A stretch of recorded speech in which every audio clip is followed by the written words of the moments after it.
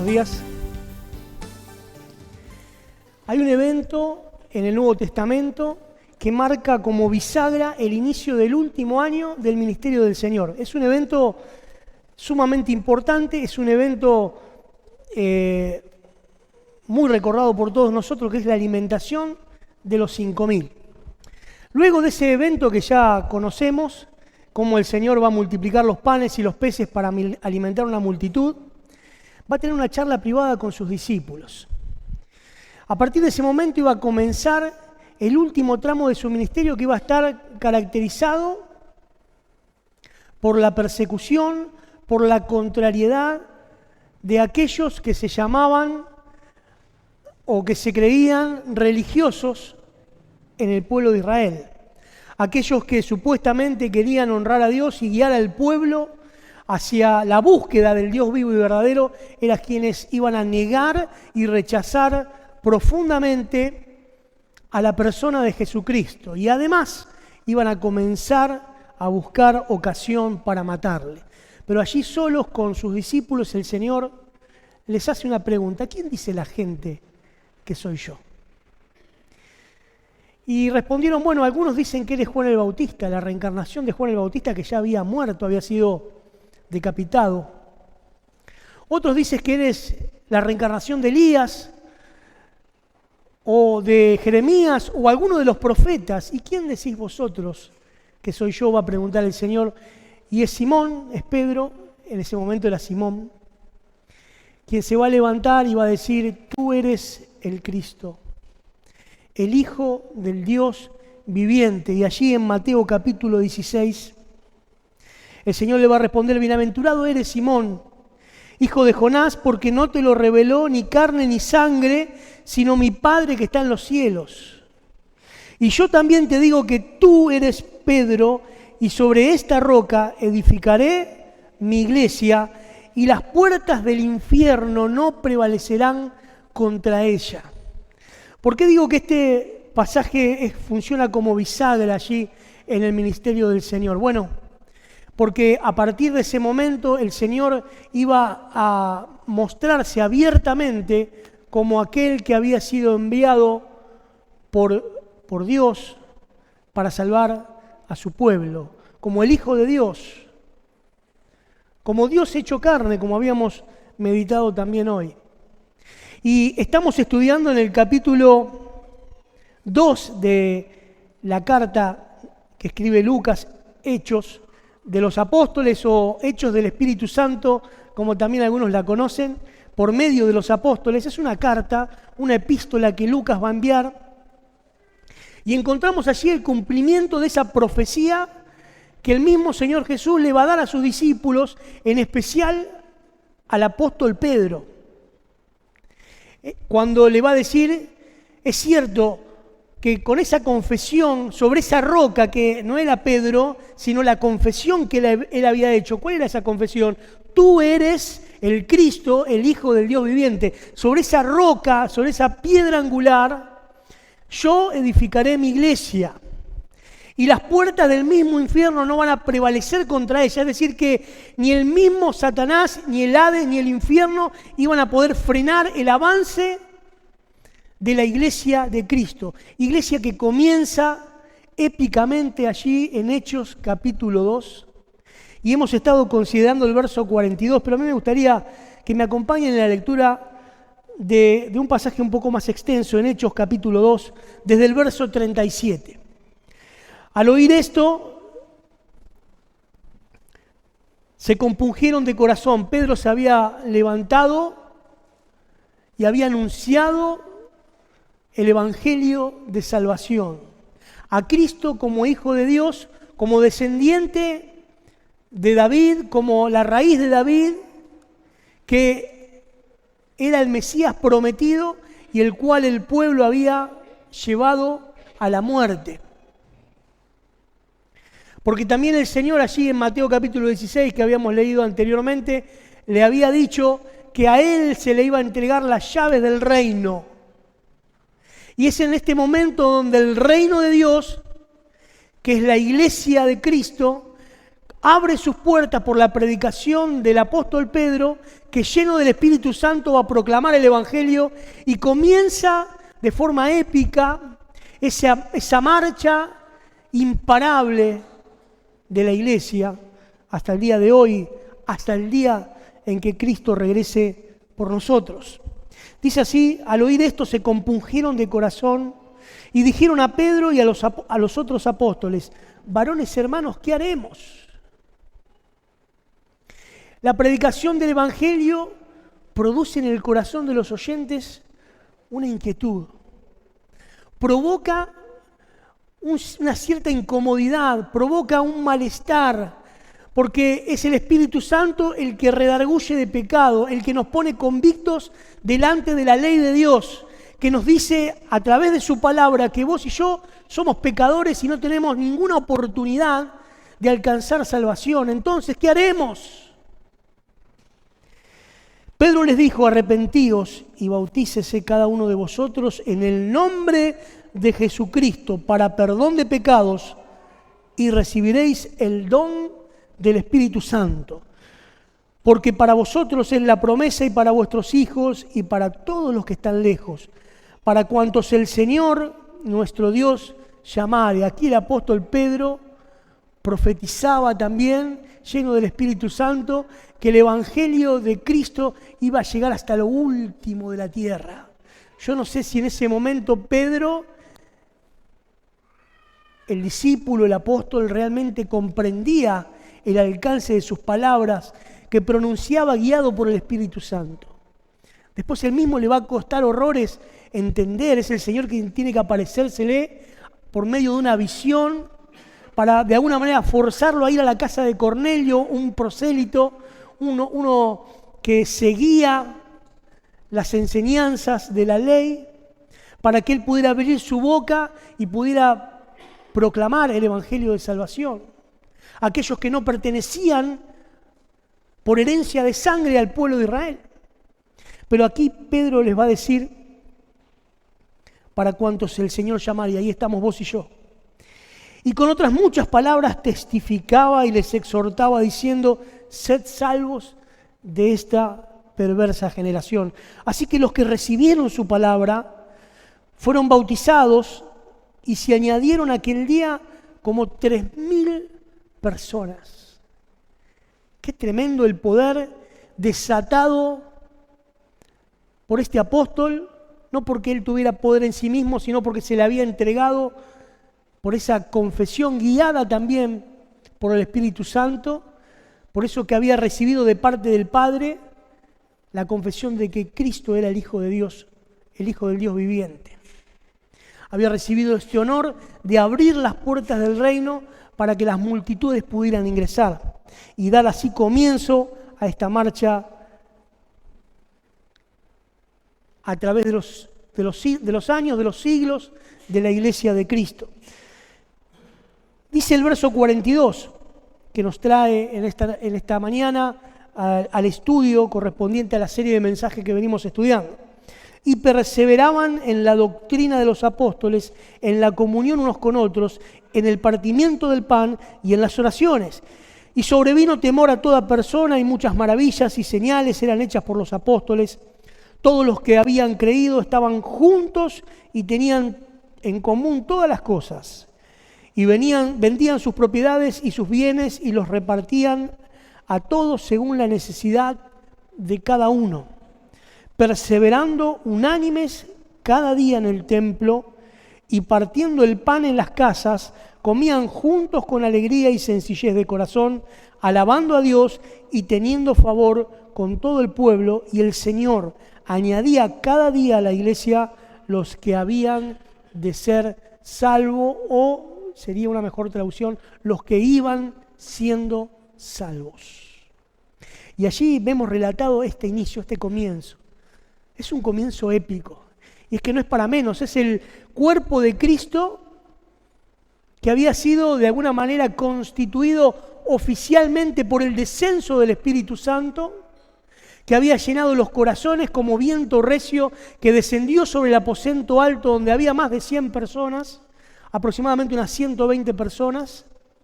entre los cuales los apóstoles estaban allí, y comenzaron a predicar el Evangelio de Jesucristo, el Evangelio de salvación. Y ese descenso del Espíritu Santo produjo un gran estruendo, una gran explosión que convocó a la multitud de las personas que estaban en Jerusalén para la celebración de una de las fiestas judías.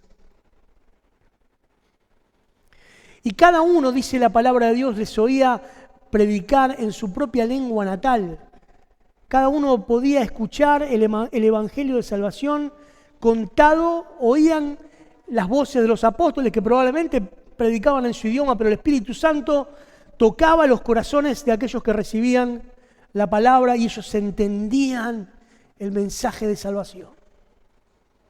Comprendían la profundidad de la verdad de que Cristo había descendido para morir en la cruz por los pecados de todos nosotros. Y allí aquel día más de 3.000 personas, aproximadamente ese número, se arrepintieron de sus pecados, fueron bautizados y se incorporaron a la iglesia de Cristo que había comenzado aquel mismo día. Y habíamos visto que las primeras cosas que el Espíritu Santo provoca en esa gran multitud, y lo escuchamos a Gustavo el domingo pasado, era que, según lo que nos cuenta el verso 42, ellos perseveraban en la doctrina de los apóstoles. Y esto es sumamente importante, porque esto marca un cambio en el estilo de vida. Todos los que habían escuchado el mensaje y se habían arrepentido en sus corazones eran judíos o judíos prosélitos que guardaban la ley. Y no solo la ley, sino ese compendio de mandamientos que habían compilado y editado los estudiosos, los fariseos, que sumaban unos 360 mandamientos negativos de las cosas prohibitivas según sus mandamientos, y una serie de 325 a 350 mandamientos positivos, podemos decir, que los impulsaban a hacer determinadas cosas para honrar el nombre de Dios. Más de 600 mandamientos que era su doctrina, que era lo que guiaba sus vidas hasta ese día en que el Señor Jesucristo, golpeando la puerta de sus corazones, ingresó para tomar control de esas vidas. Y a partir de ese momento en adelante, ellos ya no seguían más las costumbres de los hombres. No seguían más los ritos de la religión, en ese momento la religión judía, sino que habían abandonado esas creencias para aferrarse a la doctrina de los apóstoles, es decir, a la enseñanza de la palabra de Dios, dicha directamente por los apóstoles y por los profetas, de los cuales Pablo va a decir, como perito arquitecto, como apóstol del Señor Jesucristo, él había sido uno de los que había echado el fundamento, las bases, la doctrina fundamental sobre la cual cada uno de nosotros debía ver cómo sobreedificaba. Pero todos ellos seguían las enseñanzas al pie de la letra de los apóstoles. Y luego nos encontramos que el mismo texto dice que además ellos perseveraban en la doctrina de los apóstoles, en la comunión unos con otros. Eso lo vamos a ver el próximo domingo. Y hoy vamos a ver cómo ellos perseveraban en el partimiento del pan. Vamos a tratar de entender qué es lo que hacían, qué ese cambio que había producido el encuentro con Cristo y la presencia del Espíritu Santo en esos corazones había transformado la realidad, el rumbo y el destino de esas vidas, y ellos comenzaron a vivir de forma diferente. Una de las características de los estandartes, una de las cosas distintivas de la iglesia primitiva es que ellos hacían el partimiento del pan. Debo decir que muchos estudiosos piensan que se refiere simplemente al hecho de juntarse a compartir los alimentos, como a veces suele ocurrir que nos invitamos, ¿no? Solemos hacerlo, nos juntamos a veces en grupos, a veces con amigos que conocemos aquí en la iglesia, a veces entre matrimonios, entre familias, nos juntamos a comer, a pasar un buen momento, a disfrutar con alegría de la comunión. Pero aquí se refiere al partimiento del pan, haciendo alusión directa a la reunión más solemne, más importante que la iglesia del Señor desarrolla, que es la cena del Señor. ¿Por qué decimos que no puede referirse al otro? Podría ser, pero más adelante lo vuelvo a mencionar como otra de las características. Fíjense,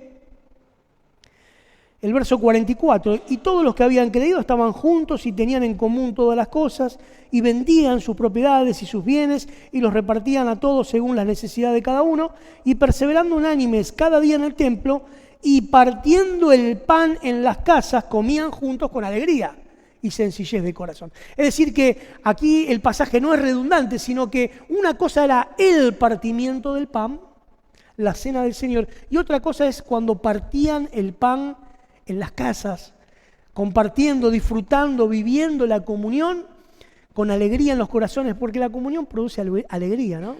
Yo no sé qué sentís cuando venís a congregarte. Si no sentís alegría, si no sentís deseo de venir, de estar, de ser ministrado, de verte con tus hermanos, de abrazarte, de recibir una palabra de aliento, de poder ser de bendición para otros, la verdad, estas características que forman parte de la verdadera iglesia de Cristo aún no están en tu corazón. Y la presencia del Espíritu Santo debe provocar este cambio de realidad, este cambio de conducta. Todos esos israelitas o judíos prosélitos que conformaban la iglesia primitiva, la iglesia de Hechos capítulo 2, luego se va ampliando y luego va a abarcar también a los gentiles, pero en ese momento era una iglesia solamente de judíos.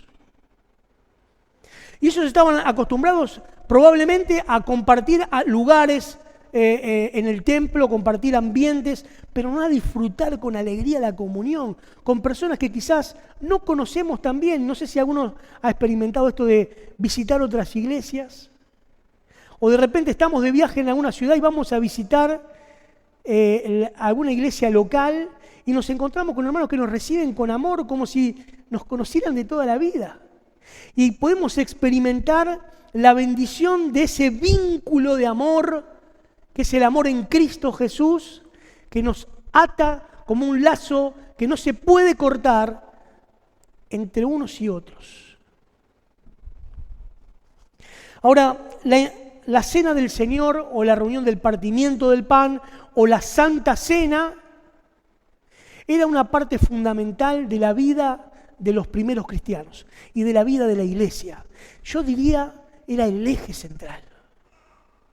Si bien, como nos decía Gustavo, producto de que perseveraban en la doctrina de los apóstoles, vemos todas estas consecuencias, allí encontramos un lugar donde toda la congregación, ya sin distinción de función dentro de no había allí ancianos apóstoles, eran todos hijos de Dios, redimidos por Cristo Jesús y por su sangre, reunidos, rodeando la mesa del Señor para traer la alabanza y la adoración, haciendo memoria de su Señor.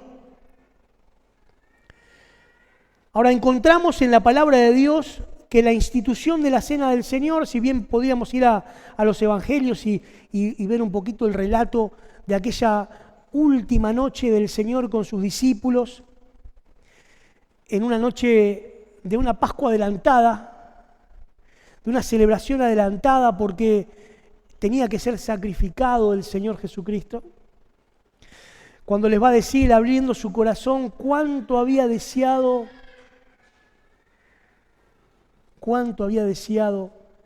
estar con vosotros y participar de esta cena, celebrar esta Pascua. Porque allí Él les iba a dar el mandato de hacer un acto recordatorio en memoria de Él hasta que Él venga nuevamente a buscarnos.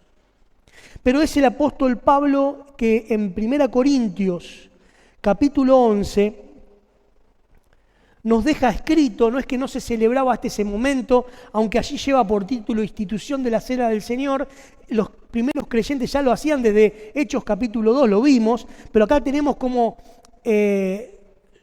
lo que consta allí en el papel de la palabra de Dios, en las letras de la palabra de Dios inspirada, la institución de esa cena y de cómo debía hacerse. Y nosotros vamos a ver en esta mañana algunas características, vamos a ver qué es la cena del Señor, vamos a hablar acerca de la definición y el simbolismo, vamos a ver cuándo debemos participar de la cena del Señor, en qué momento, vamos a ver también quiénes pueden participar de la cena del Señor, cómo deben hacerlo, por qué y para qué debemos hacerlo, y finalmente vamos a hablar acerca de los temas de la mesa del Señor. Entonces, el qué, el cómo, el cuándo, quiénes, por qué y para qué. Vamos a tratar de abrir la palabra de Dios y entender la importancia que tiene esta reunión o debiera tener en nuestras vidas. Primero, ¿qué es la cena del Señor? O la Santa Cena. Bueno, vamos a hablar acerca de algunas definiciones y simbolismos. Debemos decir que los católicos romanos, que ellos celebran también su versión de la Cena del Señor, que ellos conocen como misa, como la misa, a la cual llaman comunión o Eucaristía. Son hermosas palabras porque realmente hacen honor al significado de la reunión. La Eucaristía es una palabra griega que aparece también en el relato que Pablo hace en 1 Corintios 11 cuando dice que el Señor, habiendo tomado el pan y dando gracias, esa palabra gracias es Eucaristía. ¿Por qué le llaman Eucaristía a esa reunión? Porque es básicamente una reunión de acción de gracias. Reunidos en torno de la persona del Señor Jesucristo y recordando la obra que Él hizo a favor nuestro en la cruz del Calvario, teniendo plena conciencia que Él resucitó entre los muertos y está sentado en el cielo a la diestra de Dios en la majestad de las alturas, esperando que el Señor ponga a todos sus enemigos por estrado de sus pies, para venir a buscar a su iglesia, teniendo esa plena certidumbre, venimos a darle gracias al Señor.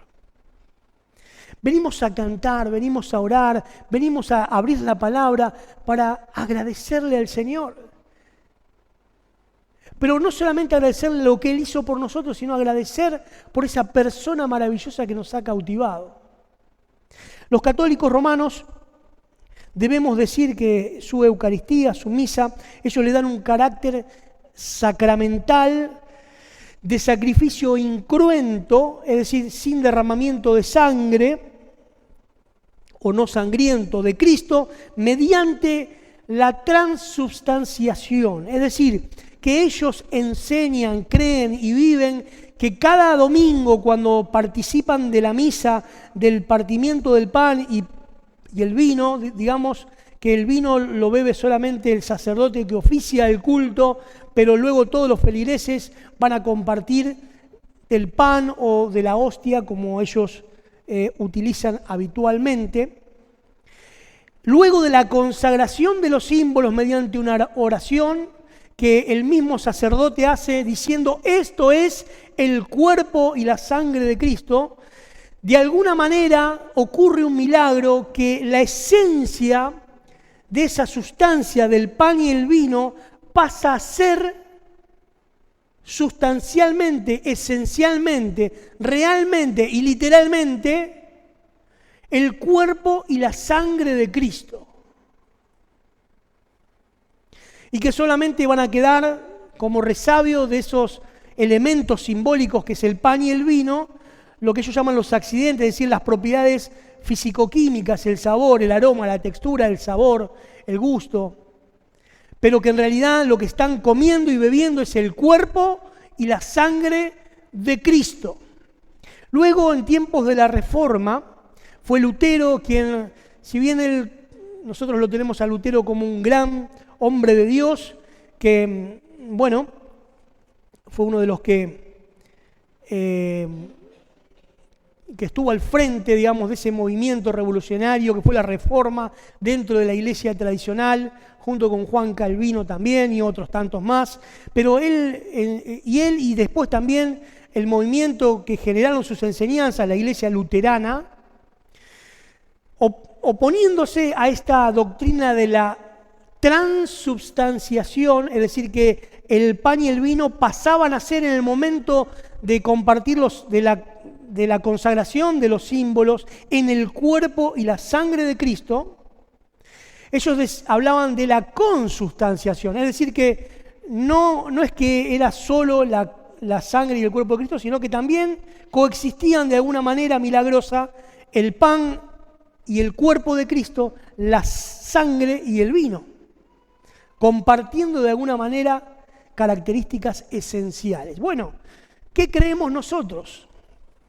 ¿Y cuál es el carácter o cómo entendemos, según la enseñanza bíblica, la cena del Señor, en específico los símbolos que son lo central en la mesa del Señor? Nosotros creemos que es un simbolismo y un memorial.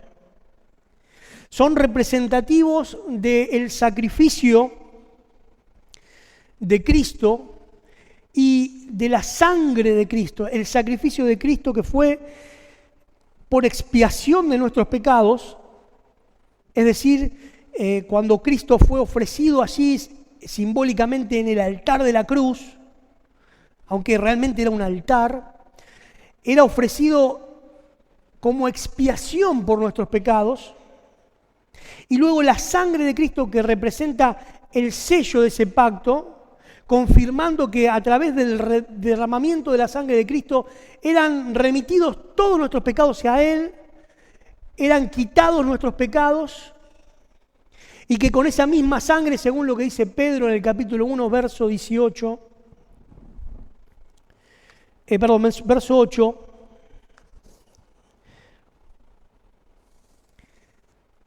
con esa sangre misma el Señor nos redime, es decir, nos compra.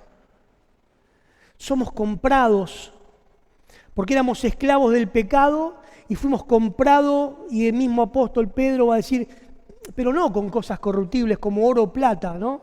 Quizás las cosas más valiosas de este mundo, oro y plata, no con esas cosas que se corrompen y que están destinadas a la destrucción, sino con la sangre preciosa de Cristo, como la de un cordero sin mancha y sin contaminación. La sangre de Cristo fue el precio necesario para que pudiéramos ser comprados, redimidos para Dios.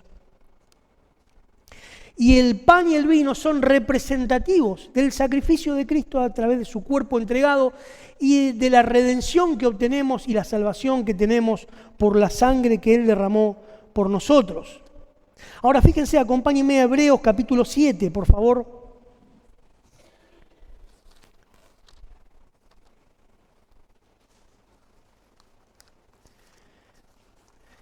Dice así la palabra del Señor, Hebreos capítulo 7, verso 26, porque tal sumo sacerdote nos convenía, santo, inocente, sin mancha, apartado de los pecados, de los pecadores y hecho más sublime que los cielos. Habla de Cristo, que no tiene necesidad cada día, como aquellos sumos sacerdotes, de ofrecer primero sacrificio por sus propios pecados y luego por los del pueblo, porque esto lo hizo una vez para siempre, ofreciéndose a sí mismo.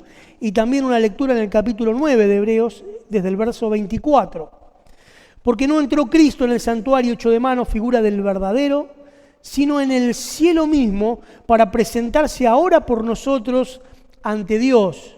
Atención, y no para ofrecerse muchas veces, como entra el sumo sacerdote en el lugar santísimo cada año con sangre ajena. De otra manera le hubiera sido necesario padecer muchas veces desde el principio del mundo, pero ahora en la consumación de los siglos se presentó una vez y para siempre por el sacrificio de sí mismo para quitar de en medio el pecado. Y de la manera que está establecido para los hombres que mueran una sola vez y después de esto el juicio, así también Cristo fue ofrecido una sola vez para llevar los pecados de muchos y aparecerá por segunda vez sin relación con el pecado para salvar a los que le esperan. Por eso entendemos que no podemos creer que el pan y el vino se transforman nuevamente en el cuerpo y la sangre de Cristo para la necesidad de tener que ofrecer en el altar un sacrificio continuo que pueda expiar nuestros pecados. Cristo ya fue ofrecido una sola vez y para siempre, y ese sacrificio fue suficiente. para perdonar nuestros pecados pasados, presentes y futuros. Por eso dice Colosenses que Él perdonó todos nuestros pecados. Ahora, nosotros entendemos entonces por la palabra de que tiene un carácter simbólico y es un memorial, es un hacer memoria de Él y de su obra redentora. Pero ya vimos el qué, ahora vamos a ver el cuándo. Pablo establece por mandato, fíjense por favor nuevamente a 1 Corintios capítulo 11.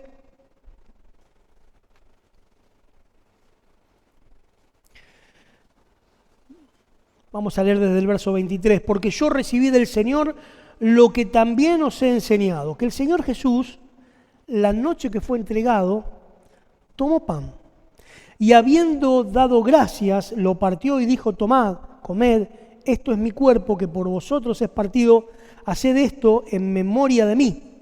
Asimismo tomó también la copa después de haber cenado, diciendo: esta copa es el nuevo pacto en mi sangre, haced esto todas las veces que la bebiereis en memoria de mí.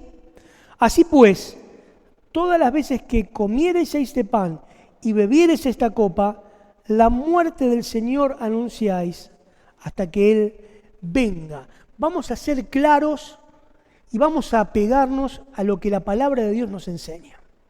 Aquí el apóstol Pablo, en una institución formal de la Cena del Señor, de esta reunión sagrada que tiene la iglesia, convocada y ordenada por el mismo Jesús,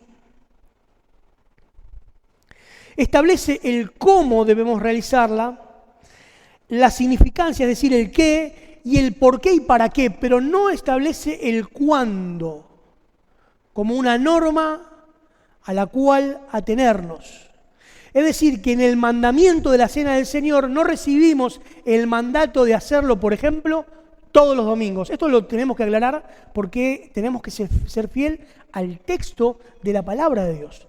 Pablo no establece allí, dice: todas las veces que coman este pan, todas las veces que beban esta copa, la muerte del Señor anunciáis hasta que Él venga. Es decir, no dice cuántas veces, no dice la periodicidad, no dice la frecuencia, dice todas las veces que lo hagan, háganlo en memoria de Él hasta que Él venga. Hay iglesias, por ejemplo, que celebran la Cena del Señor una vez al mes. Había iglesias también posterior al tiempo apostólico. Por ejemplo, no sé si iglesias, había movimientos, los ebionitas eran unos movimientos judaizantes de judíos conversos al Evangelio, insertados en la iglesia, que ellos proponían de que, como la Cena del Señor había sido instituido en una cena de Pascua, de la Pascua judía, fiesta que no celebramos los creyentes porque nuestra Pascua ya fue sacrificada y es Cristo, esa Pascua que celebran los judíos y que quizás el mundo pseudo cristiano celebra, que nosotros no celebramos.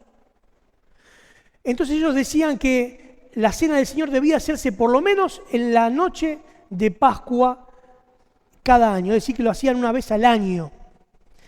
Hay iglesias que, como decía, lo hacían una vez por mes, una vez cada 15 días, algunas iglesias lo hacen cada 6 meses. Nosotros aquí en Parque Casas, y lo que creemos, nos lleva a celebrar la Cena del Señor todos los domingos, ¿sí? Cada primer día de la semana. ¿Por qué nosotros tenemos esta práctica? ¿Por qué nosotros celebramos la Cena del Señor todos los domingos? Y no lo hacemos un miércoles, un jueves. ¿Podría ser un miércoles la reunión de la Cena del Señor? ¿Qué les parece a ustedes? ¿Un lunes? ¿Podría ser un sábado a la madrugada? ¿El mandato cuál es? Todas las veces que bebieres este pan, todas las veces que bebieres esta copa y comieres este pan. No se nos establece un mandamiento sobre el día y el horario. Pero ¿qué pasa? Encontramos también en la práctica apostólica y en la primera iglesia un dato muy interesante. Por ejemplo, Hechos capítulo 20, pongan su marcador en 1 Corintios 11, porque vamos a volver. Hechos, el capítulo 20, dice el verso 7, el primer día de la semana, reunidos los discípulos, ¿para qué? Para partir el pan. Es decir, que ellos tenían como costumbre reunirse el primer día de la semana. Algunos historiadores piensan que en realidad la iglesia primitiva, pero no la del primer siglo, quizá la de los primeros años, la que era conformada solo por judíos, se reunía para el partimiento del pan en el Shabbat, en el día sábado, porque era el día que socialmente también, no porque los judíos guardaran la ley o el sábado, sino porque era el día que no descansaban de sus actividades y el día que tenían libre para hacer otras cosas y no tener que encargarse de sus quehaceres, ¿no? Y tenían más oportunidad. Esto cambió rápidamente cuando la iglesia se abre al mundo gentil, es decir, cuando el evangelio comienza a cumplir el propósito de llegar hasta lo último de la tierra, literalmente hasta el sur de Argentina, ¿no? Y entonces los cristianos comienzan a reunirse el primer día de la semana. Algunos piensan que era porque ya en el mundo, el día que era tomado como descanso, incluso los esclavos tenían como descanso, era el primer día de la semana, el día domingo. El tema es que en su gran mayoría la iglesia primitiva se reunía el primer día de la semana, como ya encontramos aquí en el relato de Lucas, en Hechos del Espíritu Santo, capítulo 20, verso 7. Y dice que, fíjense, reunidos los discípulos para partir el pan, Pablo les enseñaba, habiendo de salir al día siguiente, y alargó el discurso hasta la medianoche. También, por ejemplo, 1 Corintios capítulo 16, por favor. Vamos a leer solo estos dos textos. Hay algunos más. 1 Corintios capítulo 6.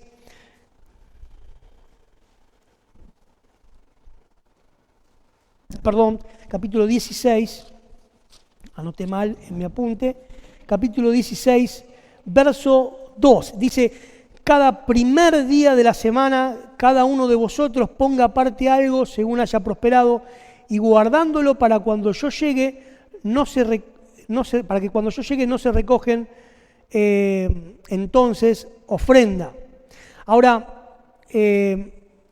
¿por qué Pablo hacía hincapié en que cada uno debía apartar el primer día de la semana? No porque tenía algo místico el primer día de la semana, sino porque era el día de reunión, era el día de la congregación, el día que todos juntos se reunían, probablemente entre semana compartían en las casas, había congregaciones en distintas casas, sobre todo en las grandes ciudades. Encontramos eso en la ciudad de Roma, por ejemplo. El mismo apóstol Pablo va a saludar a las diferentes casas que conformaban la iglesia de Roma.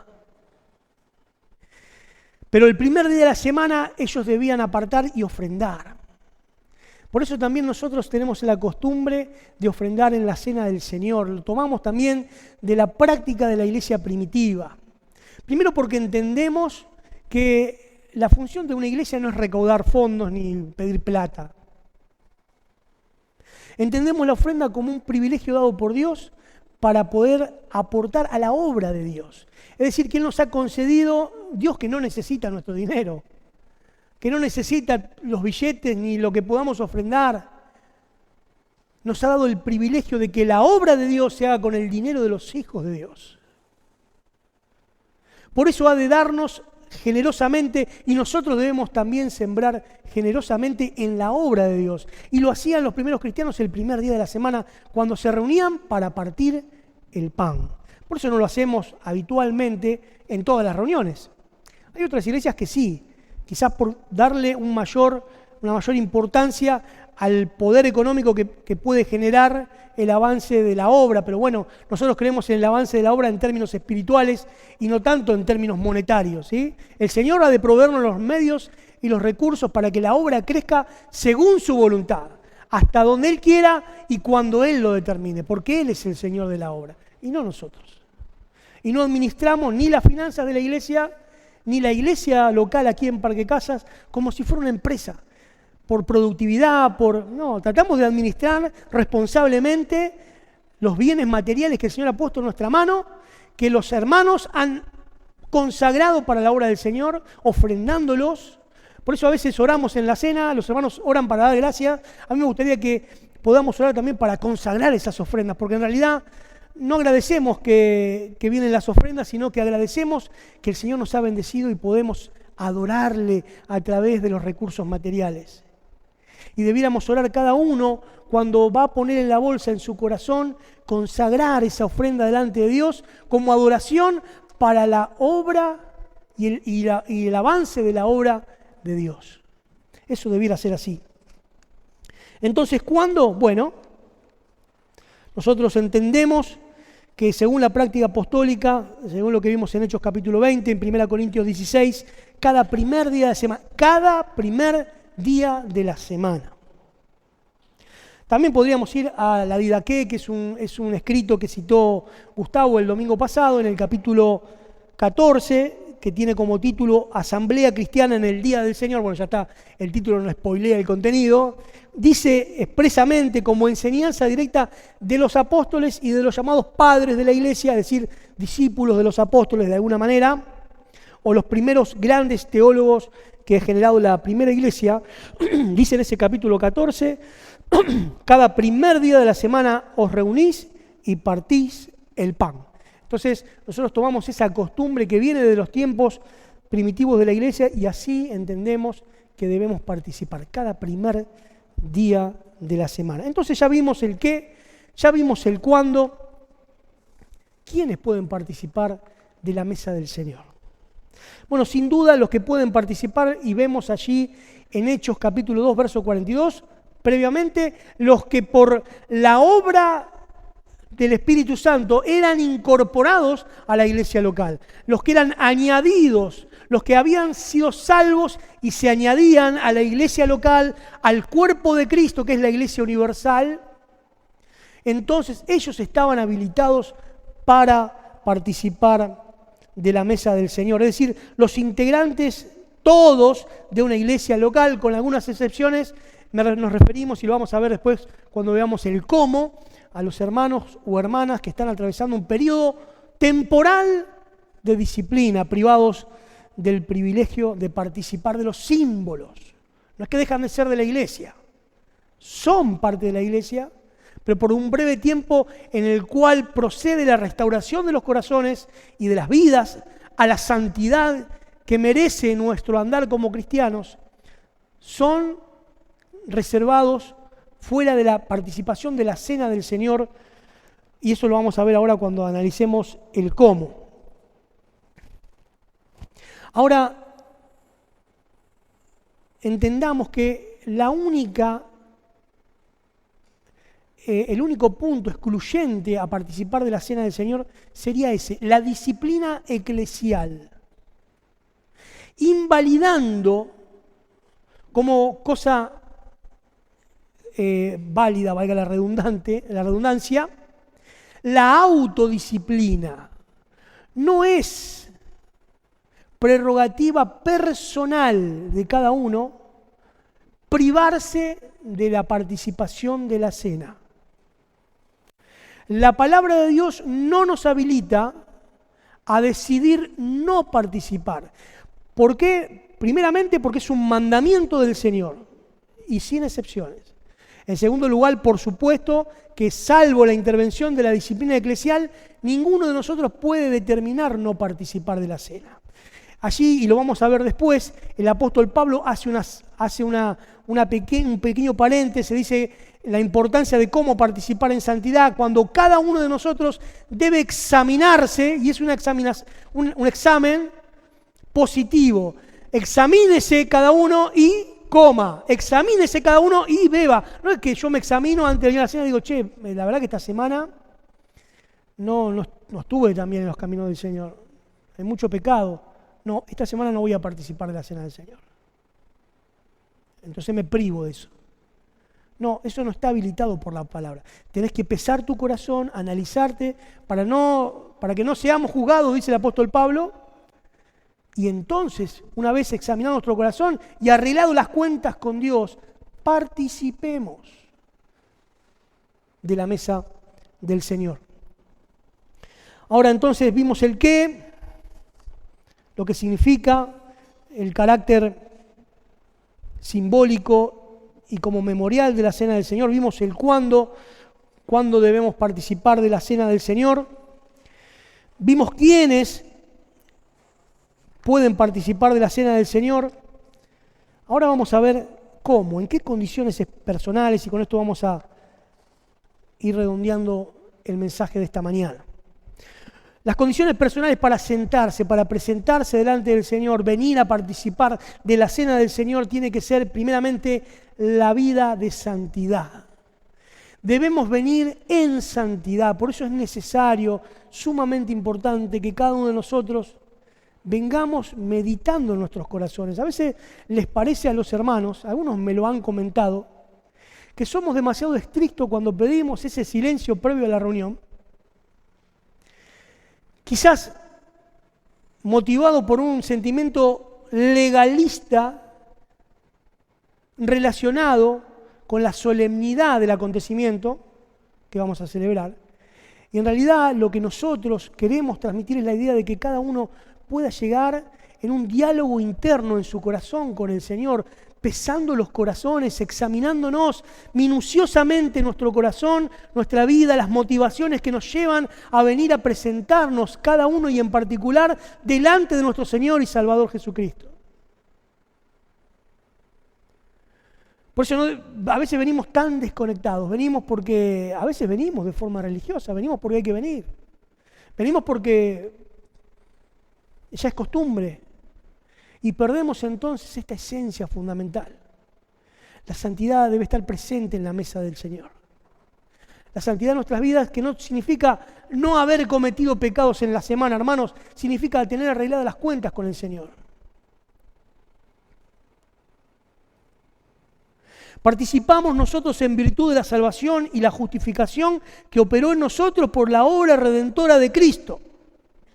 Por eso 1 Juan capítulo 2, verso 6 dice que el que dice que permanece en él, ¿qué pasa?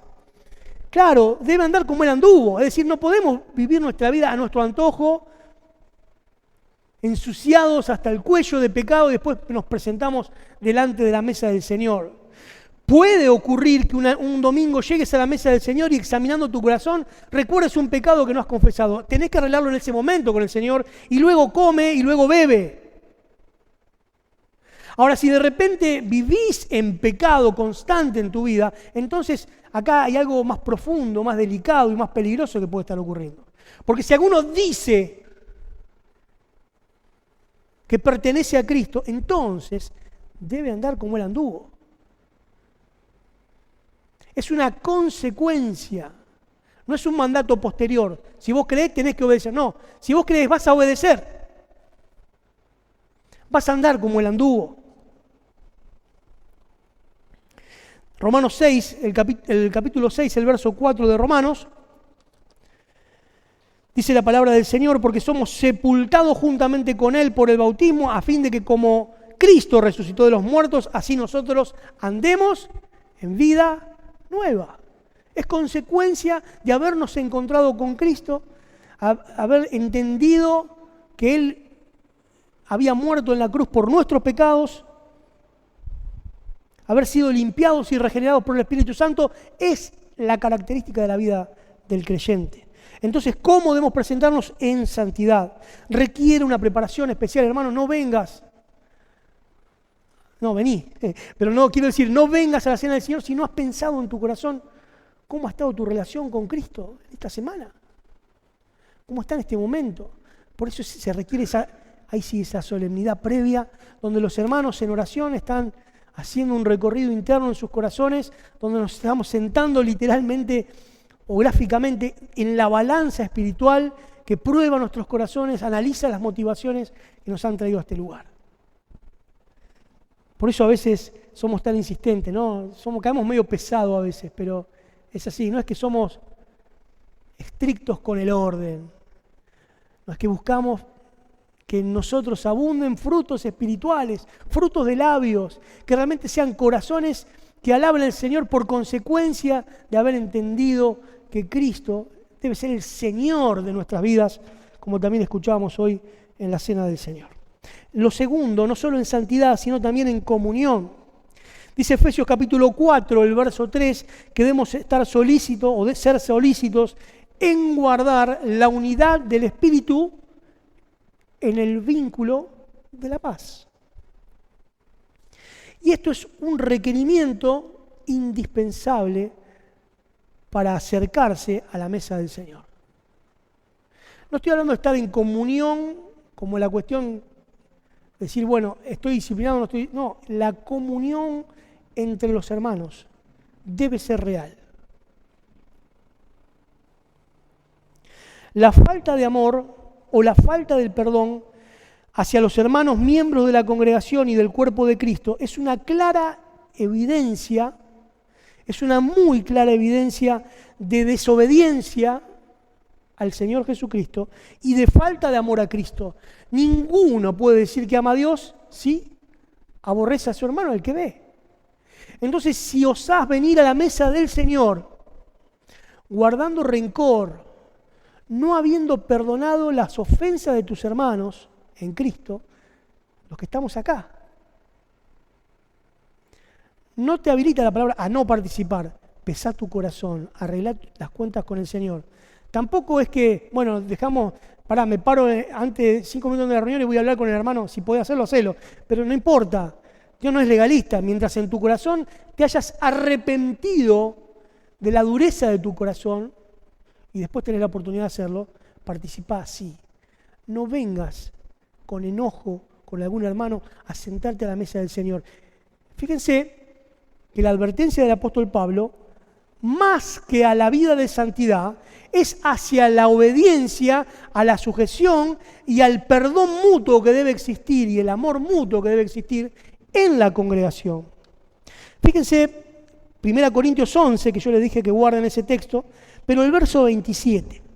De manera que cualquiera que comiere este pan o bebiere esta copa, es decir, la de la mesa del Señor, no cuando comemos, almorzamos o cenamos,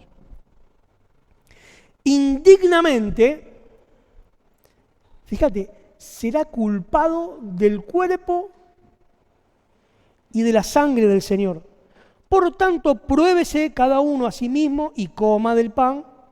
Podemos decir, pruébase cada uno a sí mismo y beba de la copa, porque el que come y bebe indignamente, y aquí va el secreto, sin discernir el cuerpo de Cristo.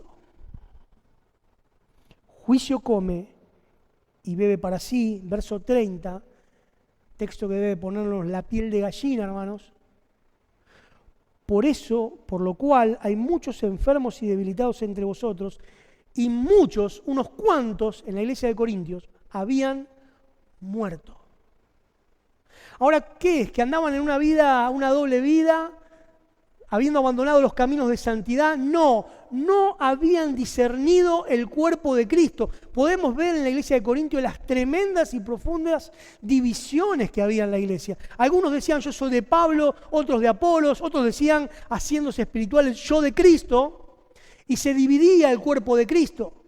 Y no discernían la unidad que el Señor nos ha dado en el cuerpo de Cristo. Por lo cual, cuando nos acercamos a su mesa, debemos estar plenamente seguros, so pena de juicio de parte del Señor, que no tenemos rencor y que hemos perdonado las ofensas de nuestros hermanos.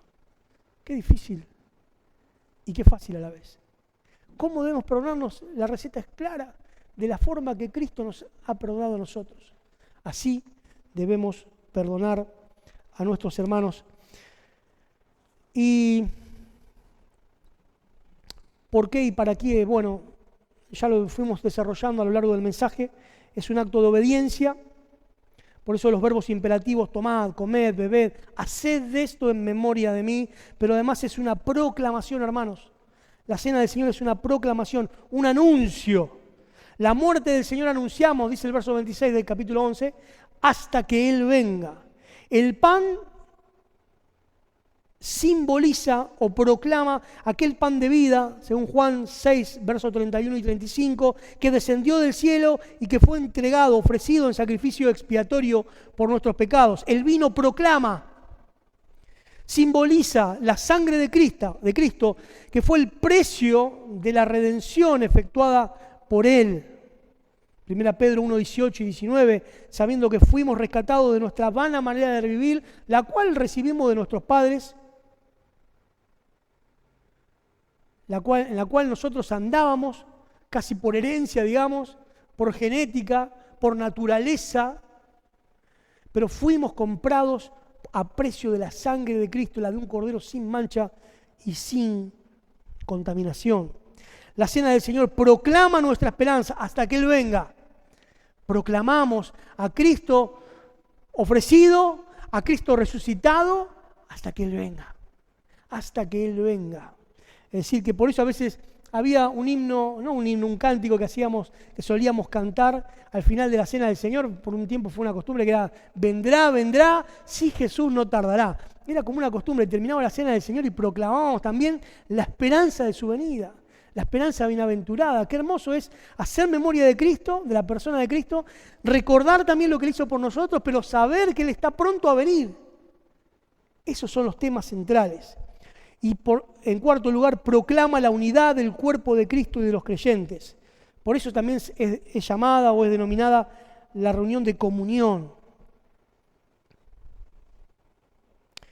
Hermanos, recalcamos otra vez, acudir a la reunión del partimiento del pan, enemistado con los hermanos, es exactamente igual que profanar la reunión. Por eso cada uno de nosotros pruébese a sí mismo y luego participe de la cena del Señor. El tema de la mesa, ya lo dijimos, gratitud al Señor.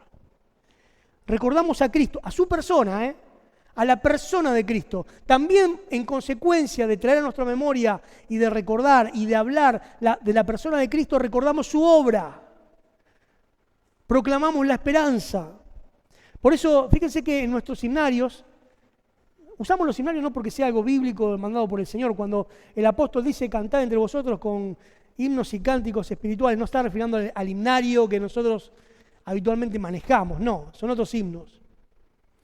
Se usan esos himnos ya hace muchos años, tienen letras basadas en las Escrituras, las músicas son músicas hermosas, algunos pueden diferir o no, por gustos o por origen de las músicas, pero dentro del himnario hay un montón de temáticas de canciones. Por eso nosotros ahí tenemos un cartel que dice canciones e himnos sugeridos.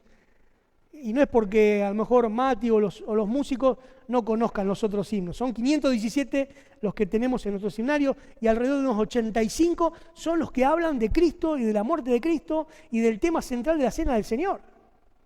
Podemos cantar, por ejemplo, no sé, Iglesia de Cristo, sacude el sopor, que vienen las nubes, tu Rey y Señor. Claro, pero no tiene que ver con lo que nos reunimos. Puede pararse un hermano a dar gracias por el sustento, la bendición y por la sanidad que recibió en su vida. Puede hacerlo, pero no tiene nada que ver con lo que estamos haciendo en ese momento. Puede un hermano pasar a leer un pasaje de la Biblia que no tiene que ver con Cristo y con la muerte de Cristo. Nadie se va a parar a bajarlo seguramente, pero no tiene nada que ver con lo que hemos venido a hacer.